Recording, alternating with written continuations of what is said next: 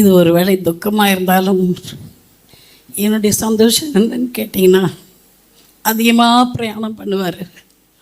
போகிற இடத்துக்கு போய் ஊழியம் செய்கிற இடத்துலையோ அல்லாவிட்ட பிரயாணத்தில் எப்படி ஆயிருந்தா என் நிலைமை ரொம்ப மோசமாக இருந்திருக்கும். என் புருஷனோடு பேச முடியல, பார்க்க முடியலன்னு. ஆனால் அன்னைக்கு பத்திரமா வீட்டுக்கு வந்து சேர்ந்துட்டார். நேற்று விடிய காலையில் வந்துட்டார். ஊழியத்தை பற்றி எல்லாம் எனக்கு சொல்லுவார். உட்காந்து சில நேரம் டயர்டாக இருந்தால் தூங்கிட்டு நான் காலையில் பேசுகிறேன்ப்பா அப்படின்வார். ஆனால் நேற்று சொன்னார், எனக்கு ஒரு மாதிரி இப்போ உடம்பு. ஹாஸ்பிட்டலுக்கு வரவே மாட்டார். அது என்ன ஜீவன் போகிறதா இருந்தாலும் ஹாஸ்பிட்டலுக்கு வர மாட்டார். நேற்று காலையில் 2:30 மணிக்கு வந்துட்டு எனக்கு உடம்பு கஷ்டமாகுதுன்னாரு. அப்போ நான் மருமகனை கூப்பிட்றேன், பக்கத்தில் தானப்பா இருக்கிறார். நோ டிஸ்டர்ப் பண்ணக்கூடாது, யாரையும் தொந்தரவு பண்ணக்கூடாது. அவர் வாழ்க்கையில் யாரையுமே அவர் தொந்தரவு பண்ணது கிடையாது.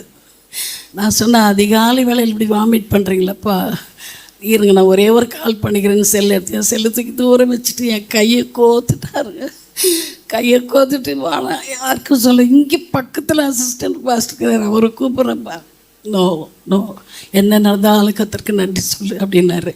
நான் உட்காந்து பேசிகிட்டே இருந்தேன்.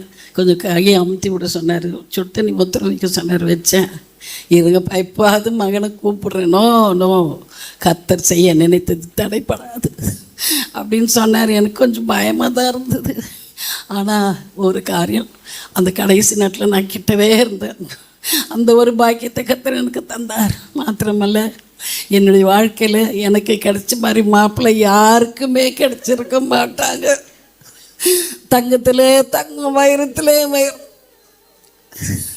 திருமண நாள் அன்றைக்கு எப்படி என் கையை பிடிச்ச அன்பாக இருந்தாரோ, நேற்று வரைக்கும் அந்த அன்பு கொஞ்சம் கூட குறையல. காலையில் கூட நான் ஃபோன் பண்ணுறேன்னு போது அந்த கையை இப்படி கோத்துக்கு நான் உடனே சொன்னேன், ஏன்ப்பா வெட்டிங் மேட்ச்சான்னு கிண்டல் பண்ணேன்.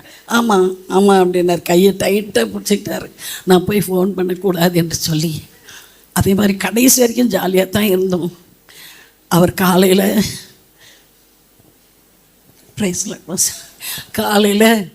அவர் பாட்டு சத்தம் கேட்ட உடனே டீ கொண்டு போய் கொடுத்துருவேன். நான் த்ரோட்டு வறண்டு போயிடும்னு. அப்போ சொல்லுவார், உனக்கு என்ன என் மேலே இவ்வளோ அன்புன்னு. ராமையா, கர்த்தருக்கு அடுத்தது நீங்கள் தான்மே, நான் போயிட்டேன் அப்படின்வார்.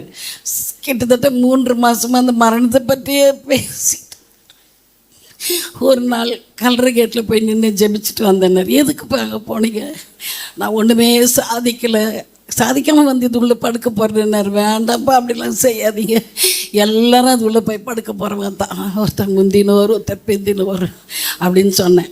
சரிப்பா, பிள்ளைங்கிட்டலாம் சொல்லாதுண்ணா. நான் அவசியம் 4 பேர்கிட்டையும் சொன்னேன். எல்லாம் ஏன்ப்பான்னு சொல்லி சத்தம் போட்டாங்க. திரும்ப அடுத்த முறை ஒரு தடவை இந்த சிஎஸ்சி கல்லறைக்கு எதிர்க்க ஒரு கடை, அந்த கடை ஷட்டர் போட்டிருந்த இடத்துல உட்காந்து அதே மாதிரி இந்த கல்லறைக்குள்ளே நான் வெறுமையாக எப்படி போய் படுப்பேன், ஒன்றும் செய்யலையே, உமக்கு ஒன்றும் செய்யலையேன்னு சொன்னாராம். அதை வந்து வேறு என்கிட்ட சொல்லிவிட்டார். திரும்ப என் பிள்ளைகளுக்கு நான் சொன்னேன், ஏன் டேடி இப்படி பண்ணுறீங்கன்னு. கடைசி மகளுக்கு தான் பயப்படுவார். பண்ணாதீங்கன்னு சொல்லிச்சு. நான் நடக்க போகிறத சொன்னேன், ஏன் பிள்ளைங்கிட்டலாம் சொல்கிறேன். அது மட்டும் இல்லை, அவர் வந்து எந்த டெத்துக்கும் போக மாட்டார். அநேக ஊழியக்காரங்க இங்கே இருக்கிறீங்க, எந்த சாவலையும் அவரை நீங்கள் பார்த்துருக்க முடியாது. அவருக்கு ஒரு மாதிரி அலர்ஜி.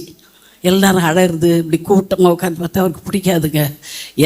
எதுக்குமே போக மாட்டார். எனக்கு தெரிஞ்சு திருமணம் ஆகி 48 ஆண்டுகளில் அவங்க அம்மா அப்பா, எங்கள் அம்மா அப்பா, எங்கள் உடன் ஊழியர் ஒருத்தர் இருந்தார், ஒரு அருமையான விசுவாசி அம்மா.